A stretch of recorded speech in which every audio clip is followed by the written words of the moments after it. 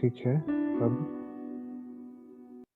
बाप दादा को फिर से अपने सामने महसूस करेंगे, उसी कमल आसन पे।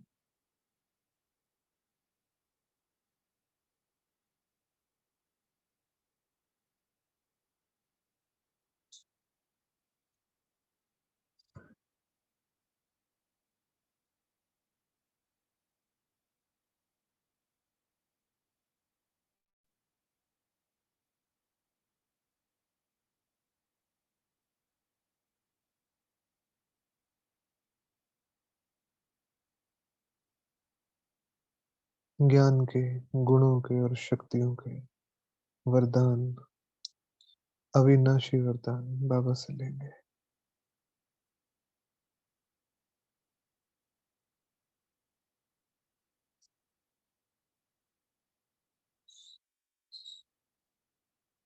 और सारे विश्व में फैलाएंगे, सारे विश्व में।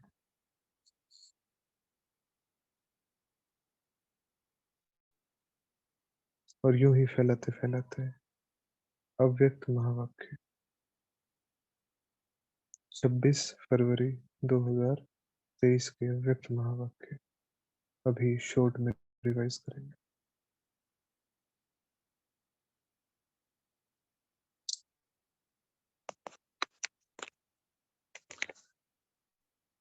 बाबा ने सबसे पहले सब कुछ नया कर दिया, स्मृति भी नहीं करती, वृत्ति भी नहीं करती, दृष्टि भी नहीं करती, सब कुछ नया कर दिया, संबंध भी नया कर दिया। उसके बाद जो ब्राह्मण जीवन का उमंग उत्साह है, उस उत्साह से क्या क्या असंभव भी संभव हो सकता है, उनकी लिस्ट बाबा ने गिनवाई। उमंग उत्साह से क्या क्या नहीं हो सकता, फिर याद दिलाया हम सभी का विश्व की जिम्मेदारी का ताज, आधार मूर्त होने का कर्तव्य, वो जिम्मेदारी विश्व की। और ये कैसे निभाई जाएगी? महादानी और वरदानी बनकर। और बाबा ने कहा बनना ही है, चॉइस नहीं है कि बाबा बनेंगे या नहीं बन सकते, बनना ही है, कोई चॉइस नहीं है। फिर ज्ञान, योग, धारणा और सेवा, जो चारों सब्जेक्ट हैं हमारे, उसमें बाबा ने इस वर्ष नवीनता, नित नई नवीनता, और फिर सेवाओं से संबंधित कम खर्च बाला नशीन। तो ये विशेष अटेंशन बाबा ने पूरी मुरली में खिंचवाए। तो शुरू से शुरू करेंगे। सब कुछ नया कर दिया बाबा ने। तो जब बाप दादा के साथ हम सभी बच्चे सहयोगी हैं तो हम आधार मूर्त हैं। तो जब नया वर्ष जाता है, नया वर्ष आता है और पुराना वर्ष जाता है तो सब कुछ नया हो जाता है। तो जब ये हमारा संगम युग शुरू हुआ तो कलयुगी पुरानी दुनिया हमारी बुद्धि से समाप्त। तो संगम अर्थात नया युग। तो सब कुछ नया, जीवन भी नई हो गई, संसार भी नया हो गया, दिनचर्या भी नई हो गई, स्मृति भी नई हो गई, वृत्ति भी नई हो गई, दृष्टि भी नई हो गई, सब बदल गया इस संसार में आने से। और कितनी प्यारी जीवन हो गई है, सब कुछ नया, केवल निरंतर बुद्धि में रखने की प्रैक्टिस और अभ्यास। क्योंकि हर किसी का मन करता है कि पुराना सब कुछ हम छोड़ दें और नया सब कुछ ले आए। तो पुराना सब कुछ भस्म। तो संसार भी नया और संस्कार भी नया। तो इसीलिए रीत चलती आई है नए वर्ष को धूमधाम से मनाने की। इसीलिए रीत चलती आई है नए वर्ष में सारे चोपड़े समाप्त करने की, बंद करने की। और नए सिरे से सब कुछ शुरू करने की। तो अटेंशन कि मनाना है, लेकिन बहुत अच्छी बात है। मनाना है, लेकिन मनाने का अर्थ क्या है? मनाने का अर्थ है उमंग उत्साह में आना, उमंग में रहना। क्योंकि जब किसी भी नई चीज को हम मनाते हैं तो उमंग उत्साह ऑटोमेटिकली रहता ही है। तो ब्राह्मण जीवन का, ब्राह्मण आत्माओं के लिए तो हर दिन उत्सव है। उत्सव अर्थात उमंग उत्साह में रहना, उमंग उत्साह में उड़ते रहना। तो ब्राह्मण जीवन अर्थात, फिर से डेफिनेशन बता रहे हैं बाबा, ब्राह्मण जीवन अर्थात उमंग उत्साह। उमंग किस चीज का? वर्तमान कर्तव्य का, भविष्य राजाई का। और उत्साह किस चीज का? कि वर्तमान में कर्तव्य बजाकर।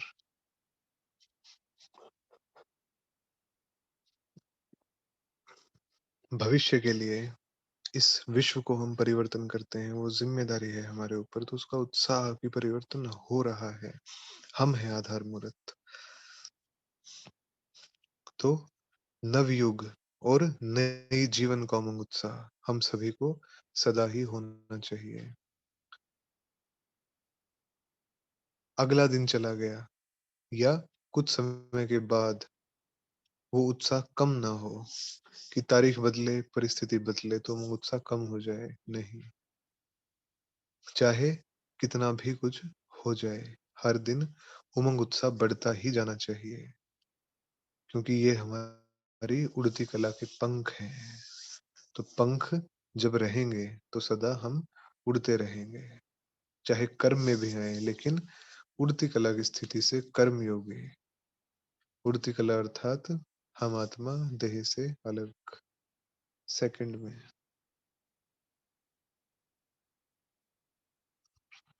तो इस स्थिति में रहकर, स्मृति में रहकर जब कर्म करेंगे तो कर्म योगी। तो हम उड़ती कला वाले, और ये पंख सदा साथ हैं, इसे स्वीकार करते चलेंगे। हमारी जीवन निरस नहीं है। जैसे संसार में आत्माएं कहती हैं कि रस नहीं आ रहा, रस नहीं है, तो हमारी नीरस जीवन नहीं है, रस से भरी हुई जीवन है। उमंग उत्साह का रस है, परमात्म साथ का रस है, ईश्वरीय परिवार का रस है, रस की जीवन है। तो दिल से कष्ट कभी नहीं, किसी पल में भी नहीं, हमेशा दिल खुश, चाहे कैसी मुश्किल बात हो। उमंग उत्साह हर मुश्किल को सहज कर देता है, तूफान को भी तोहफा बना देता है। तो उमंग उत्साह से क्या क्या हो सकता है? पहली चीज, उमंग उत्साह मुश्किल बात को भी सहज कर देता है। दूसरी चीज, उमंग उत्साह तूफान को भी तोहफा बना देता है। पहाड़ को भी राई नहीं तो क्या बनाएगा? पहाड़ को राई नहीं बनाएगा तो क्या बनाएगा?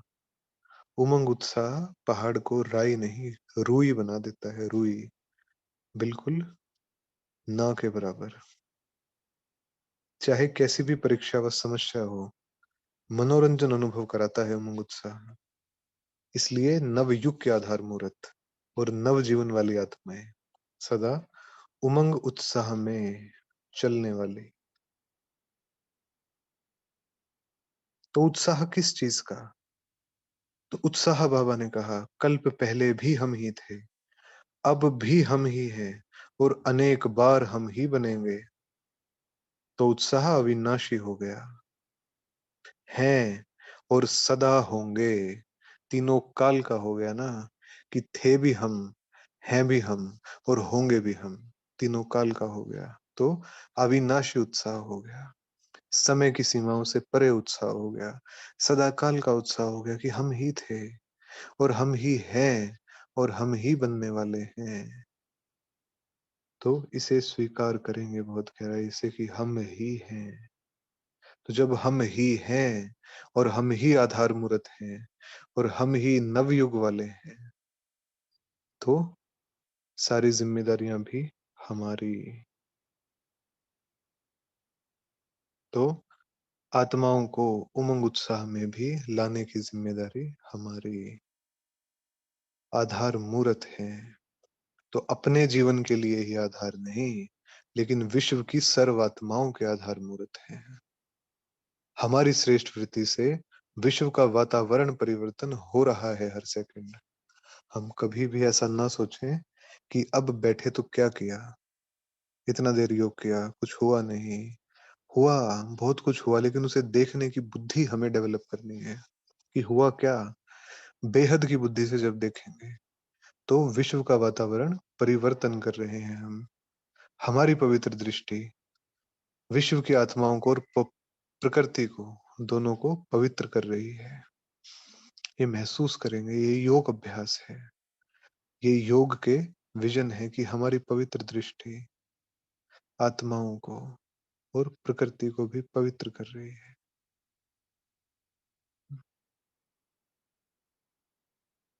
क्योंकि हमारी दृष्टि से सृष्टि बदल रही है, सतयुगी बन रही है, सतो प्रधान बन रही है।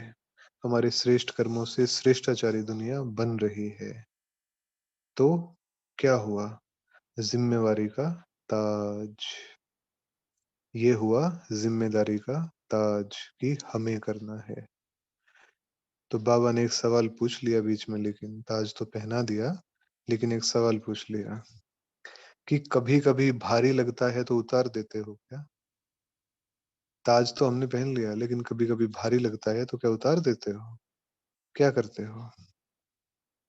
तो बाबा ने फिर युक्ति बताई कि उतारना ना पड़े, कि डबल लाइट रहते हैं उनको ये जिम्मेवारी का ताज सदा हल्का अनुभव होगा।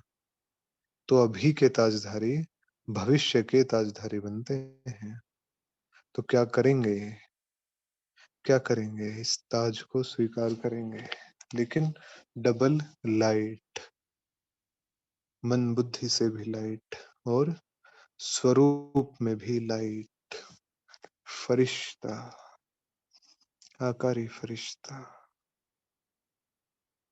लाइट का आकार महसूस करेंगे। लाइट का आकार और भ्रिकुटी में जगमगाती हुई मणि।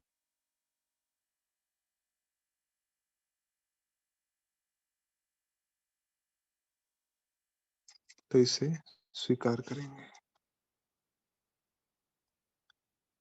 डबल ताजधारी हैं, वर्तमान के भी भविष्य के भी। जो वर्तमान के बनेंगे तो भविष्य में ताजधारी बनेंगे। तो हम हैं विश्व सेवा के ताजधारी। तो फरिश्ते अर्थात अव्यक्त, अव्यक्त अर्थात व्यक्त भाव से परे, जो आंखों से दिख रहा है उससे परे, अव्यक्त। तो सब कुछ बाबा ने नया कर दिया, उमंग उत्साह के पंख दे दिए, प्राप्तियां बता दी। ये होता है उमंग उत्साह रखने से। हमें हमारी पहचान दे दी, जिम्मेदारी दे दी, विश्व की जिम्मेदारी का ताज। आधार मूर्त हम है, वो जिम्मेदारी, और इसे सहज पूरी करने की विधि महादानी और वरदानी बनना। तो संबंध संपर्क में चाहे कोई भी आए, उस आत्मा को महादानी बन कोई ना कोई शक्ति का, ज्ञान का और गुण का दान हमें देना ही है। क्योंकि हम तीनों खजानों से भरपूर हैं। ज्ञान का खजाना भी भरपूर है, शक्तियों का भी और गुणों का भी खजाना भरपूर है। तो बाबा ने पूछा कि तीनों में ही संपन्न हो या एक में हो या दो में हो? कि ज्ञान और गुण तो बहुत है, लेकिन शक्तियां अभी आना बाकी है, या गुण और शक्तियां हैं लेकिन ज्ञान आना बाकी है। तो तीनों ही चाहिए बाबा को, ज्ञान भी चाहिए, गुण भी चाहिए और शक्तियां भी चाहिए। तो तीनों में संपन्न। तो बाबा ने कहा कि वर्तमान में तीनों की ही आवश्यकता है। पूरे दिन में किसी भी समय कोई ना कोई दान हमें देना ही है, चाहे हम ज्ञान का दान करें, चाहे शक्तियों का दान करें, चाहे गुणों का दान करें, लेकिन देना है। क्योंकि कौन है? महादानी आत्माएं। तो जो दानी होता है वो दिए बिना रह नहीं सकता, उसको तो देना है। और इसमें ये बहाना नहीं चलेगा कि हमें तो चांस मिलता ही नहीं। चांस लेना भी बाबा ने कहा अपने ऊपर है। चांस देने वाला दे तब चांस ले सकते हैं या स्वयं भी चांस ले सकते हैं। लेना आता है? या अगर कोई देगा तो ही हम लेंगे। तो अगर नहीं देगा कोई चांस तो क्या देखते रहेंगे? सोचते रहेंगे? क्योंकि ड्रामा ऐसा ही बना है कि लायक आत्माओं को कई बार चांस नहीं मिलता। उसके अनेकों कारण होते हैं। लायक आत्माओं को कई बार उतना आगे नहीं बढ़ाया जाता। उसके भी अनेकों कारण होते हैं। तो वो ड्रामा की सीन्स हैं। तो बाबा ने कहा कि अगर कोई चांस नहीं देगा तो क्या करेंगे? देखते रहेंगे, सोचते रहेंगे। तो ना देखना है ना सोचना है, क्या करना है? चांस लेना है। तो सारे दिन में चाहे ब्राह्मण आत्मा हो, चाहे अज्ञानी आत्मा हो, संबंध संपर्क में तो हम आते ही हैं। तो जो भी आत्मा जिसके भी संबंध संपर्क में आए, तो उनको कोई ना कोई दान हमें देना ही है। दान अर्थात सहयोग। दान मतलब ये नहीं कि उनके पास दान एक दूसरे शब्द में आ जाता है कि कोई जरूरतमंद है उसको देना है। तो जरूरतमंद तो है लेकिन सहयोग देना है यहाँ पे। तो दान शब्द का रूहानी अर्थ है सहयोग। तो डेली महादानी और वरदानी बन वरदान देने हैं। क्योंकि हमारे जड़ चित्र जो खड़े हैं मंदिरों में वो अब तक वरदान दे रहे हैं। तो अब तो हम चैतन्य में हैं। तो वरदान देने की विधि क्या है? अपनी स्थिति के वायुमंडल द्वारा पहली, वृत्ति के वाइब्रेशन द्वारा दूसरी। चाहे कैसी भी आत्मा हो, गाली देने वाली हो, निंदा करने वाली हो, लेकिन अपनी शुभ भावना, अपनी शुभ कामना द्वारा, अपनी वृत्ति द्वारा, स्थिति द्वारा ऐसी आत्मा को भी गुणदान और सहनशीलता की शक्ति प्रदान करना, ये चाहता है बाबा। तो क्या कहा?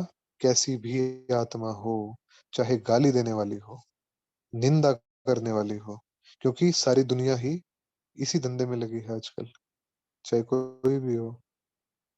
लेकिन भगवान कैसा देखना चाहता है अपने पुष्प को?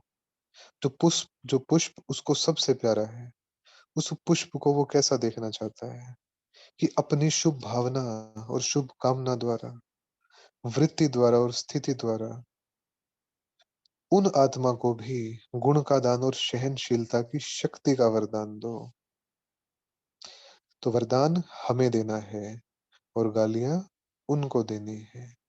उनका काम वो बखूबी करेंगे, हमारा काम हमें बखूबी करना है। तो अगर कोई क्रोध की अग्नि में भी जल रहा है और सामने आ गया, तो बाबा पूछते हैं आग में घी डालोगे या तेल डालोगे? पानी डालेंगे ना। लेकिन अगर मुख से क्रोध नहीं किया और शांत रहे, पर आंखों द्वारा या चेहरे द्वारा क्रोध किया, तो तेल के छींटे डाल दिए। तो कभी भी तेल के छींटे नहीं डालने। कर्मेंद्रिया शीतल, एकदम शांत। क्योंकि जो सामने आत्मा है वो क्रोध में परवश है, तो उसे रहम की जरूरत है। वो नहीं समा पा रही है बात को, वो समझ ही नहीं रहे, वो बात के मर्म तक ही नहीं पहुंच रही है। तो वो रहम की पात्र है। तो रहम के शीतल जल द्वारा वरदान दो। तो बाबा ने पूछा, ऐसे वरदानी बने हो कि गालियां भी खाओ, क्रोध भी सहन करो, लेकिन फिर भी वरदान ही निकले मुख से। ऐसे वरदानी बने हो कि जिस समय आवश्यकता है उस समय सहन शक्ति का तीर नहीं चलता। चलता है बाबा, बिल्कुल चलता है। क्योंकि सहन शक्ति या कोई भी शक्ति अमूल्य वस्तु है। तो अमूल्य वस्तु समय पे काम आनी चाहिए। तो जब चैतन्य में हम संस्कार भरते हैं वरदान देने के, तभी तो जो जड़ चित्र लगे हैं, जो मूर्तियां लगी हैं देवी देवताओं की, उनसे वरदान मिलते हैं भक्तात्माओं को और उनकी मनोकामनाएं पूरी होती हैं। तो जब हमने यहाँ पे चैतन्य में संस्कार भरे, वही एनर्जी वहां काम करती है। तो संस्कार अभी से भरने हैं, बाद में तो मूर्ति बनेंगे। तो व्यर्थ को बिल्कुल खत्म करने की विधि बहुत सहज सिंपल बाबा ने बता दी। कोई भी व्यर्थ है, किसी भी प्रकार का व्यर्थ है, अपना है, किसी दूसरे का है, उसे खत्म करने की सहज विधि, महादानी और वरदानी बन जाओ। अर्थात देते जाओ, देते जाओ, देते जाओ, आगे बढ़ाइए। आप ब्रह्मा बाप समान आत्मा है, बिल्कुल उन्हीं जैसे बन जाएं आप, ऐसी हमारी शुभ भावना है।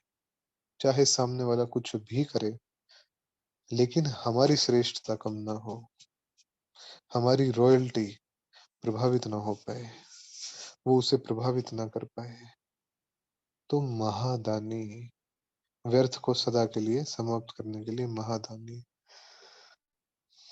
तो जो दूसरे को देने वाला दाता है, तो दाता का अर्थ ही है समर्थ। जो दे रहा है वो समर्थ है, वो व्यर्थ हो ही नहीं सकता, क्योंकि समर्थ है तभी तो दे रहा है।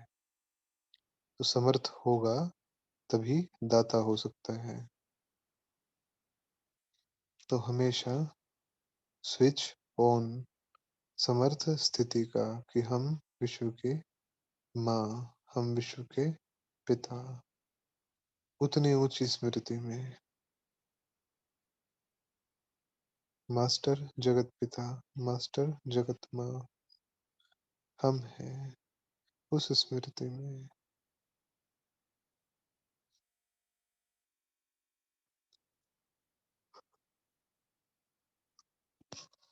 तो जब महादान अर्थात गुणों का, ज्ञान का और शक्तियों का दान जब हम करते रहेंगे, तो सहज ही क्या होगा, मेहनत से छूट जाएंगे और फरिश्तेपन की अनुभूति बहुत स्पष्ट होने लगेगी।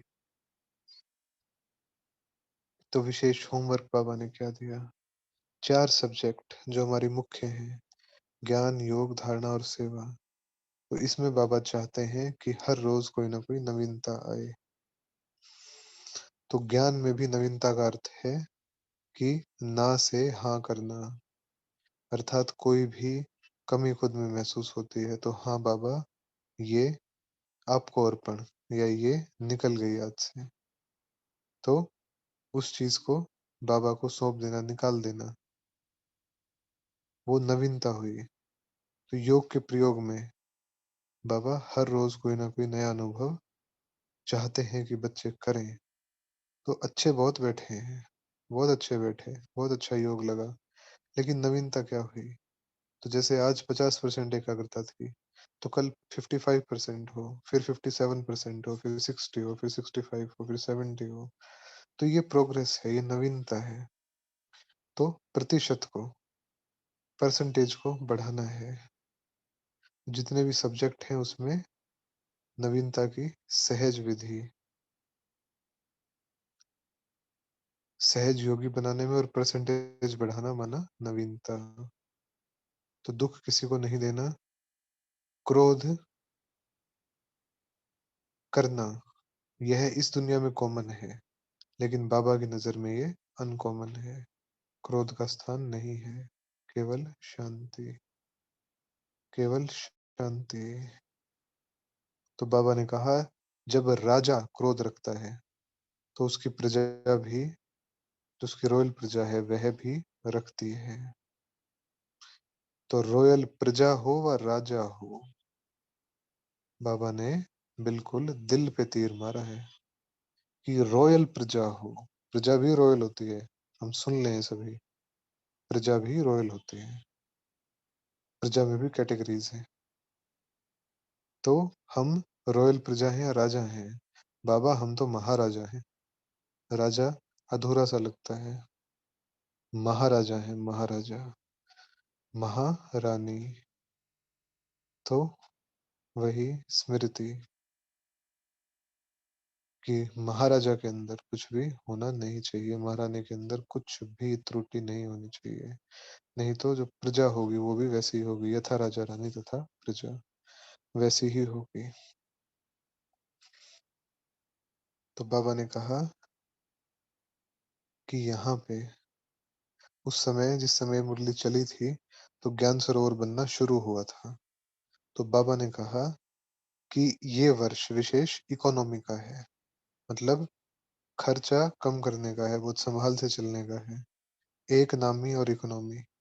तो ज्ञान सरोवर बना रहे हो तो सब में इकोनॉमी करना, माना सब खजानों में, क्योंकि बाप दादा का हमेशा से एक ही लक्ष्य रहा है कि खर्चा कम हो और सेवा ज्यादा हो, खर्चा कम और प्राप्ति ज्यादा, ये स्थूल में भी और सूक्ष्म में भी।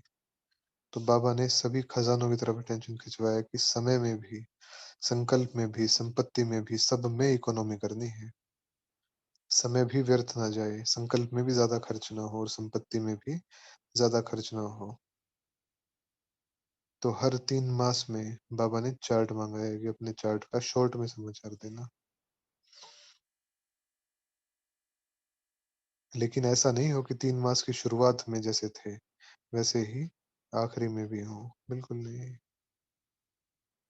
पुरुषार्थ में बिल्कुल ढीला या नॉन प्रोग्रेसिव नहीं बनना है, हमेशा उन्नतिपूर्ण, हमेशा उन्नतिपूर्ण। तो ये प्रश्न ही नहीं उठता कि क्या करें, कैसे करें, ऐसा करें, वैसा करें। हमारा तो कर्तव्य सहयोग देने देने का है कि ऐसे करो, विधि बताने का है कि ऐसे करो। तो ऐसे ही स्वयं के प्रति भी और सर्व के प्रति भी जब महादानी और वरदानी बनेंगे, हर रोज कोई ना कोई नवीनता करेंगे, तो क्या होगा? पुरुषार्थ के प्रति ये हमारी नवीनता होगी, प्रोग्रेस होगी, तो पुरुषार्थ बढ़ता जाएगा। जब स्वयं के प्रति भी और बाकी सब के प्रति भी महादानी होंगे, ज्ञान ज्ञान गुण और शक्तियों के दानी होंगे, तब। तो बाबा ने आज मेले को याद किया कि मेले भी बहुत कर लिए। ये बहुत विशेष पॉइंट है जो हमें समझनी है, क्योंकि सेवाओं के तरीके हम सभी के अपने अपने हैं, सारे ब्राह्मण परिवार के। लेकिन बाबा क्या चाहता है, मैटर वो करता है। अब बाबा ये चाहता है सेवा में क्या करेंगे, तो सेवा में नवीनता लानी है ना। तो नवीनता बाबा ने 1992 में क्या बताई, ये शायद 1992 की मुरली है, उसमें क्या बताई कि मेले भी बहुत कर लिए, प्रदर्शनियां तो अनगिनत कर ली, सेमिनार कॉन्फ्रेंस भी बहुत की, अभी आवाज बुलंद करने वाले माइक तो तैयार करने ही हैं। लेकिन उसकी विधि क्या है, उसकी भी विधि बाबा बताते हैं। विधि क्या है? जैसे पहले भी सुनाया है लेकिन किया कम है, मतलब बाबा ने तो पहले भी बताया है क्या विधि है, लेकिन बच्चों ने किया नहीं। तो सेवा के रिजल्ट में देखा गया कि बड़े निमित आत्माओं को समीप लाने में, चाहे पहले कोई नेता हो, चाहे कोई बड़े बड़े इंडस्ट्रियलिस्ट हो, कोई बड़ा ऑफिसर हो, लेकिन उनको समीप लाने का साधन है उनके सेक्रेटरी को अच्छी तरह से समीप लाओ, जो उनके साथ काम करते हैं उनको समीप लाओ। क्योंकि बड़ों के ऊपर हम सभी टाइम देते हैं, और विशेष ब्राह्मण परिवार बड़ों के ऊपर टाइम देता है, लेकिन वो क्या करते हैं, अच्छा अच्छा कह के निकल जाते हैं, सो जाते हैं। तो फिर से जगाने में इतना टाइम तो मिलता नहीं, और ना वो देते हैं, ना आप जा सकते हो। इसलिए जो सेक्रेटरी होते हैं वो बदलते भी नहीं है। अफसर बदलते हैं लेकिन सेक्रेटरी सेम ही रहते हैं मेजोरिटी। तो उनसे संपर्क करो, उनको समीप लाओ। तो बाबा ने कहा कि आज एक मिनिस्टर की सेवा की, लेकिन कल वो प्रजा बन जाता है, कल वो मिनिस्टर नहीं रहता। तो सेक्रेटरी काफी सहयोगी बन सकते हैं। तो चाहे कोई भी वर्ग हो, इस वर्ष विशेष सेक्रेटरी, मैनेजर्स और प्राइवेट असिस्टेंट को भी शक्तिशाली हो, बड़ों के समीप हो, उन आत्माओं की सेवा विशेष करो। तो जो स्थिर है उन आत्माओं की सेवा करो। फिर दूसरी बात, हम सभी लागू करेंगे इस बात को, क्योंकि इस बात का सीधा कनेक्शन हमारे खजानों से है। कि बाबा कहते हैं, पहले भी इशारा दिया कि वर्तमान समय कम खर्चा और नाम वाला, कम खर्च वाला नशीन। उसकी विधि बाबा ने बताई कि अपनी स्टेज नहीं बनाओ, अपना कुछ भी खर्च नहीं करो। जो भी छोटी-बड़ी संस्थाएँ हैं, एसोसिएशन है, उन्हें संबंध संपर्क में लाओ और बनी-बनाई स्टेज पर नाम वाला करो। अपना खर्चा नहीं करो कि हम मेला करेंगे, हम प्रदर्शनी लगाएँगे। लगानी है, बहुत अच्छी बात है, लेकिन बनी-बनाई स्टेज पे नाम वाला, कम खर्चा और नाम वाला। तो बाबा ने कहा और तीव्र गति से करो। जहाँ भी कोई भी एसोसिएशन, कोई भी कॉन्फ्रेंस बने हैं, वहाँ पर बनी-बनाई स्टेज पर संदेश दो। तो क्या होगा? समय भी बचेगी, मेहनत भी बचेगी और तीव्र गति से कर भी पाएँगे। तो हम जहाँ भी हैं, वहाँ कोई भी संस्था हो, कोई भी एसोसिएशन हो, वो वंचित ना रह जाएँ। क्योंकि अब स्नेह है सबका, ब्रह्मा कुमारी से, बाबा से सभी आत्माओं का स्नेह है। तो इसलिए सेवा सहज हो सकती है, लेकिन वृत्ति बेहद की चाहिए। लेकिन एफर्ट और दिल बड़ा चाहिए। सेवा तो है ही है, हर कदम-कदम पे सेवा है। तो इसलिए बाबा ने कहा कि उमंग उत्साह की बजाय और किसी रास्ते पर नहीं जाना। केवल उमंग उत्साह, बस। अमृत वेले का विशेष स्लोगन सदा उमंग उत्साह में उड़ना है और दूसरों को भी उड़ाना है।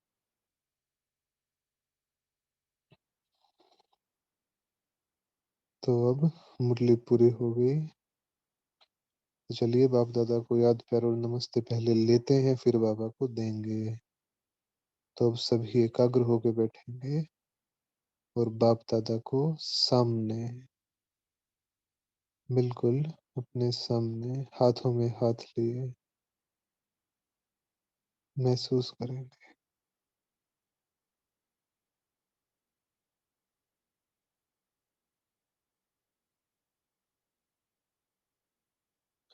चारों ओर के नवजीवन अनुभव करने वाले सर्व ब्राह्मण बच्चों को सदा नवयुग के आधार मूरत श्रेष्ठ आत्माओं सदा संकल्प बोल और कर्म द्वारा महादानी वरदानी आत्माओं को सदा स्वयं की स्थिति द्वारा औरों की परिस्थिति को भी सहज बनाने वाले समर्थ आत्माओं को सदा हर दिन स्वयं में प्रगति अर्थात नवीनता का अनुभव करने वाले समीप आत्माओं को एक नामी और इकोनॉमी करने वाले बाप समान समीप आत्माओं को बाप दादा का याद प्यार और नमस्ते।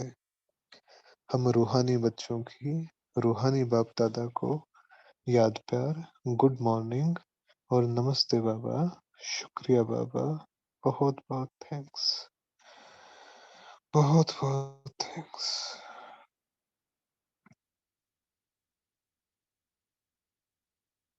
अभी वरदान लेंगे बाबा से। सर पे हाथ, शक्तियों की बरसात और साथ ही साथ और हाथ में हाथ।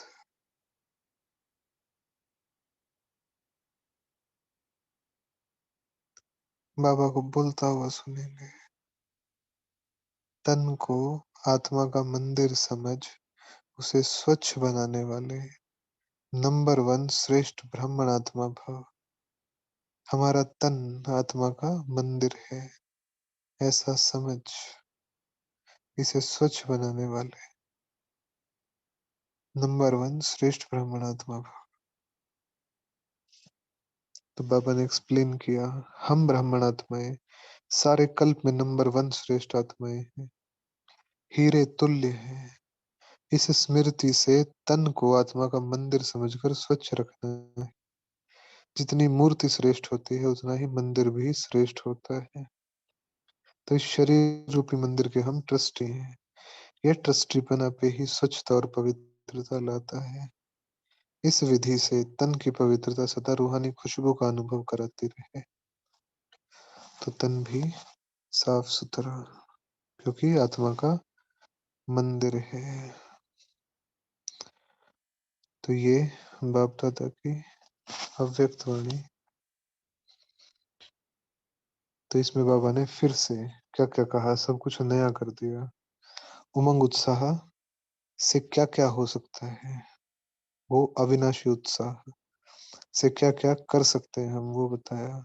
आधार मूरत है, विश्व की ज़िम्मेदारी का ताज हम पर है, वो बताया। देने वाले हैं हम, हमेशा सहयोग देने वाले। महादानी वरदानी हमें ही बनना है और तीनों खजानों में ही संपन्न बनना है। ज्ञान में भी, गुणों में भी, शक्तियों में भी। चांस मिले या ना मिले, हमें तो चांस लेना है, अर्थात देना है, सबको देना है। तो सहयोग। और चारों ही सब्जेक्ट में नवीनता, ज्ञान में भी, योग में भी, धारणा में भी और सेवा में भी। खर्चा कम करना है, सेवा ज़्यादा करनी है, लेकिन इसका ये मतलब नहीं है कि दिल छोटी हो जाए हमारी, हम फराख दिल ना रहे, बिल्कुल भी नहीं। बड़ा दिल, लेकिन तरीका ऐसा, भाव ये ना रहे अंदर में कि खर्च नहीं करना, क्योंकि खर्च तो होता ही है। इसलिए फराक दिल, लेकिन कोशिश की जाए, भाव ये रहे कि अच्छे से अच्छे तरीके से हो, कम खर्चे में हो। और फिर कम खर्च वाला नशीन मना सूक्ष्म में भी लागू होती है। समय का खजाना बचाना है, शक्तियों का खजाना बचाना है, वाणी का और संकल्पों का खजाना भी बचाना है। कम खर्च। तो ये थे बाबा के अव्यक्त महावाक्य और उसका चिंतन। ओम शांति। इन्हीं महावाक्यों की स्मृति में, इन्हें ही रिवाइज करते हुए सभी हम आज के दिन का समापन करेंगे। ओम शांति।